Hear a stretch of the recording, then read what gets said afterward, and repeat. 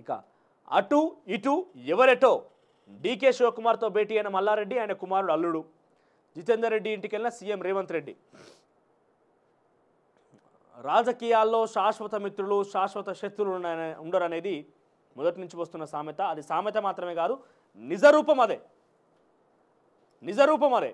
ఒకప్పుడు వాళ్ళు విభేదించుకొని కొట్లాడిన, పార్టీల పరంగా సిద్ధాంతాల పరంగా విభేదించుకున్న వాళ్ళ అవసరాల కోసం, రాజకీయంగా వాళ్ళ లాభం కోసమే. ఎందుకు జితేందర్ రెడ్డికి ఎక్కడికి పోయినా రేవంత్ రెడ్డి కలిసిండు.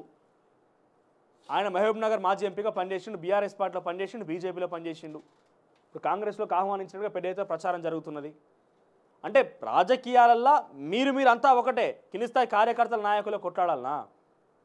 ఇప్పుడు ఇంకొక విషయం అంతర్గతంగా పార్టీలో పెద్ద ఆందోళన కలిగిస్తున్న అంశం ఏంటంటే, ముఖ్యంగా కాంగ్రెస్ పార్టీ విషయానికి వస్తే, ఎవరైతే ఇటీవల కాలంలో కాంగ్రెస్ పార్టీ చేర్చుకుంటుందో అందరూ కూడా భూ అక్రమ ఆరోపణలు గత ప్రభుత్వంలో ఎదుర్కొన్న వాళ్ళే. బొంతు రామ్మోహన్ ఇంకా తదితర వ్యక్తులు అందరూ కూడా, మల్లారెడ్డి చేరిక విషయంలో ఆయన కూడా భూ కబ్జా కోరే. ఇటువంటి విషయాల్లో ఎవరైతే కాంగ్రెస్ పార్టీని ఈ మధ్య కాలంలో చేర్చుకుంటున్నారో వాళ్ళందరూ కూడా అనేక అవినీతి ఆరోపణలు ఎదుర్కొన్న వాళ్ళే. కాంగ్రెస్ పార్టీ వాళ్ళు విభేదించింది, వాళ్ళని పార్టీలో చేర్చుకొని పదవులు ఇస్తామని చెప్పి రెడీ అవుతున్నది. కానీ కాంగ్రెస్ పార్టీ కోసం అహర్నిశలు కష్టపడ్డ కార్యకర్తలు, కాంగ్రెస్ పార్టీ కోసం అహర్నిశంగా కష్టపడి ఈరోజు అధికారంలోకి వచ్చిందంటే వాళ్ళ కృషి, వాళ్ళ శ్రమ డెఫినెట్గా ఉంటుంది. ఎన్నికల నేపథ్యంలో కొంతమంది ముఖ్యంగా చెప్పాలంటే బీసీ నాయకుల గురించి నేను చెప్పేది, కాంగ్రెస్ పార్టీ బీసీలకు అన్యాయం చేస్తుందని చెప్పి విభేదించి చాలామంది ఢిల్లీకి పోయి అక్కడ కేసీ వేణుగోపాల్తో భేటీ అయి అధినాయకత్వం దృష్టికి ఈ యొక్క సమస్యను తీసుకుపోయి కాంగ్రెస్ పార్టీ విధానాన్ని, ముఖ్యంగా ముఖ్యమంత్రి రేవంత్ రెడ్డిని విభేదించి వాళ్ళందరూ కూడా పార్టీని వీడిపోయారు. ఎందుకు? వాళ్ళకు బీసీలకు వాళ్ళకు టికెట్ కావాలని కాదు, బీసీల సంఖ్య పెరగాలని చెప్పి, బీసీలకు టికెట్ ఇవ్వాలని చెప్పి అందరూ పోరుబాటు నడిపారు. దాంట్లో కొంతమంది రాజీనామాలు చేసిపోయారు. చివరి నిమిషంలో అసెంబ్లీ ఎన్నికల్లో కొంత కాంగ్రెస్ ప్రభుత్వం అవలంబించిన తీరు విషయంలో కావచ్చు, రకరకాలు కావచ్చు. కానీ ఎన్నికల కంటే మునుపు వరకు వాళ్ళందరూ కూడా కాంగ్రెస్ పార్టీలో చాలా క్రియాశీలకంగా ముఖ్య పాత్ర పోషించిన వాళ్ళే. వాళ్ళందరూ తిరిగి వస్తామంటేనేమో వాళ్ళకి ఆంక్షలు ఉంటాయి, నిబంధనలు ఉంటాయి, టర్మ్స్ అండ్ కండిషన్స్ అప్లై అని ఉంటుంది. వాళ్ళకు తిరిగి వస్తా అన్న వాళ్ళకేమో టర్మ్స్ అండ్ కండిషన్స్. ఎవరి మీద అయితే మీరు అవినీతి ఆరోపణలు ఎదుర్కొన్న వ్యక్తులు మీరు వివేరించిర్రో వాళ్ళని చేర్చుకొని వాళ్ళకి పదవులు. కాంగ్రెస్ పార్టీ తీరు కానీ, కాంగ్రెస్ పార్టీ యొక్క ప్రభుత్వం తీరు కానీ అర్థం కాకుండా ఉన్నది. పార్టీ తీరు కానీ, ప్రభుత్వం తీరు కానీ. ముఖ్యంగా కాంగ్రెస్ పార్టీ అంతర్గతంగా పెద్ద ఎత్తున ఆందోళన కలిగిస్తున్న అంశం ఏంటంటే, చివరి నిమిషంలో వీడిపోయిన వాళ్ళందరినీ తిరిగి తీసుకోవాలంటే టర్మ్స్ అండ్ కండిషన్స్ పెట్టి కాంగ్రెస్ పార్టీ ఇబ్బందులకు గురి చేస్తుందట.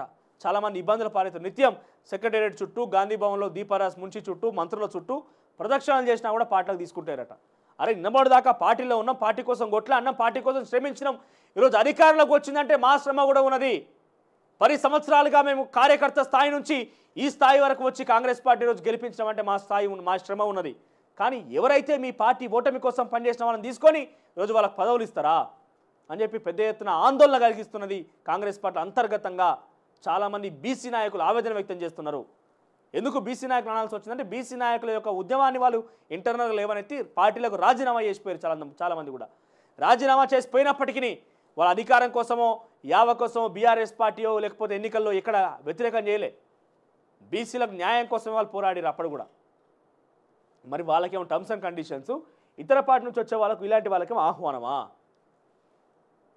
బీజేపీ కాంగ్రెస్ పార్టీ అంతా మొత్తం డూబ్ మాట్లాడుతున్నది. కాంగ్రెస్ పార్టీయా అని చెప్పి గతంలో ఈరోజు జితేందర్ రెడ్డి కదా అనేక వేదికల మీద మాట్లాడింది.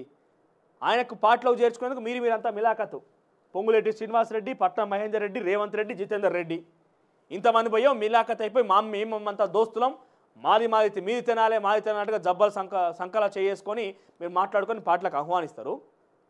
కానీ అధికారం కోసం రావడం కోసం ఈరోజులా పట్నం మహేందర్ రెడ్డి ఏ పార్టీ? ఈరోజు ప్రభుత్వంలో లేడా? చాలా కీలకంగా ఆయన ఆయన పావులు కలుపుతలేడా? పొంగులేటి శ్రీనివాసరెడ్డి ఏ పార్టీ? ఏళ్ళకెళ్ళి వచ్చిండు ఆయన? జితేందర్ రెడ్డి ఏ పార్టీలకెళ్ళి వచ్చిండు? అంతేందుకు ముఖ్యమంత్రి రేవంత్ రెడ్డి ఏ పార్టీలకెళ్ళి వచ్చిండు? వీళ్ళందరూ ఇంత ప్రభుత్వాన్ని, ఇంత పవర్ని ఎంజాయ్ చేస్తున్నప్పుడు కాంగ్రెస్ పార్టీ కోసం తీవ్రంగా కృషి చేసిన, కాంగ్రెస్ పార్టీలో బీసీ ఉద్యమాన్ని నడిపించి చివరి నిమిషంలో విభేదించి పార్టీని వీడిన కాంగ్రెస్ పార్టీ బీసీ నాయకులు ఎడబోవాలి? కాంగ్రెస్ పార్టీ కార్యకర్తలు ఏం కావాలి? పదవులన్నీ ఇతర పార్టీల నుంచి వచ్చిన వాళ్ళకే, జెండాలు మోసేనేమో కాంగ్రెస్ పార్టీ కార్యకర్తలా? ఇక్కడ విషయం ఏంటంటే వాళ్ళు కలవడంలో, వాళ్ళ రాజకీయ అస్త్రంలో ఏం ఇబ్బంది లేదు. కానీ ఇక్కడ మోసపోతున్నది మళ్ళీ కొన్ని వర్గాలకు సంబంధించిన వ్యక్తులే. వాళ్ళు చేరుతా అంటే ఆంక్షలు పెడుతున్నారు, టర్మ్స్ అండ్ కండిషన్స్ అప్లై అంటున్నారు. కానీ వీళ్ళకి ఏం టర్మ్స్ అండ్ కండిషన్స్ లేవా? వీళ్ళకి ఎటువంటి అడ్డంకులు ఉన్నాయా? 12 మంది మీ మంత్రివర్గంలో ఉంటే తుమ్మల నాగేశ్వరరావు చివరి నిమిషంలో వచ్చిన ఆయనే, పొంగులేటి శ్రీనివాసరెడ్డి చివరి నిమిషంలో వచ్చిన ఆయనే, జూపల్లి కృష్ణారావు చివరి నిమిషంలో వచ్చిన ఆయనే. వీళ్ళకేమో చాలా కీలకంగా వాళ్ళకు ప్రభుత్వంలో పవర్ వాళ్ళకు ఏమంటారు ఎంజాయ్ చేస్తున్నారు. అంటే వాళ్ళు రావడం వల్ల కొంత కాంగ్రెస్ పార్టీకి పాజిటివ్ అయి ఉండొచ్చు, అది నెగిటివ్ అయి ఉండొచ్చు, మీరు కొంత అధికారంలోకి వచ్చి ఉండొచ్చు. కానీ మరి అదే దిశగా వీళ్ళు రావడం వల్ల పవర్ ఉన్నది, పవర్కి వచ్చిన మనం గుర్తించినప్పుడు ఆ పవర్ రావడానికి కృషి చేసిన కింది స్థాయి కార్యకర్తలు బీసీ నాయకులు ఎడబోవాలి. ఈ యొక్క అంతర్గతంగా ఆవేదన చెందుతుంది. డెఫినెట్గా కాంగ్రెస్ పార్టీలో ఈ చర్చ కొనసాగుతున్నది. ఇక పార్టీ మారే యోచనలో మాజీ మంత్రి ఇంద్రకరణ్ రెడ్డి. గతంలో ఇదే ఇంద్రకరణ్ రెడ్డి భూ కబ్జాల ఇంద్రకరణ్ రెడ్డి, ఇంటర్నేషనల్ కబ్జా రెడ్డి అన్నారు ఒక వ్యక్తి. మరి ఆయన కబ్జాల వ్యక్తి కాస్త ఈరోజు పార్టీ మారే యోచనలో కాంగ్రెస్ పార్టీకి వస్తామంటే రా రా రా నా పక్క నా కూర్చో అన్నట్టుగా విఠల్ రెడ్డిని తీసుకుంటున్నారు, ఇంద్రకరణ్ రెడ్డిని తీసుకుంటున్నారు. మళ్ళీ రా రా నా పక్కన కూర్చో అన్నట్టుగా కబ్జాలు చేస్తానని పట్టుకొచ్చి మళ్ళీ నా పక్కన కూర్చోబెట్టుకుంటున్నారు. అంటే మీ ప్రభుత్వం కబ్జాకోర్లకి ఒక ఆశ్రయం ఇస్తుందా, లేకుంటే ఒక ఏమంటారు రిహాబిటేషన్ సెంటరా? మీకేమన్నా కాంగ్రెస్ పార్టీ కానీ కాంగ్రెస్ పార్టీ ప్రభుత్వం కానీ కబ్జాకోర్లకు రిహాబిటేషన్ సెంటర్ ఏమన్నా? వీళ్ళకి ఆంక్షలు ఉండయి, వీళ్ళకి ఎటువంటి ఆంక్షలు ఉన్నాయి, ఎటువంటి అంశాలు ఉండయి. ఎందుకంటే వాళ్ళు మామూలే కదా, రా రా నా పక్కన కూర్చో, మీరితే నాలే మారితే నాలే అన్నట్టు ఉంటుంది వీళ్ళ కథ అంతా.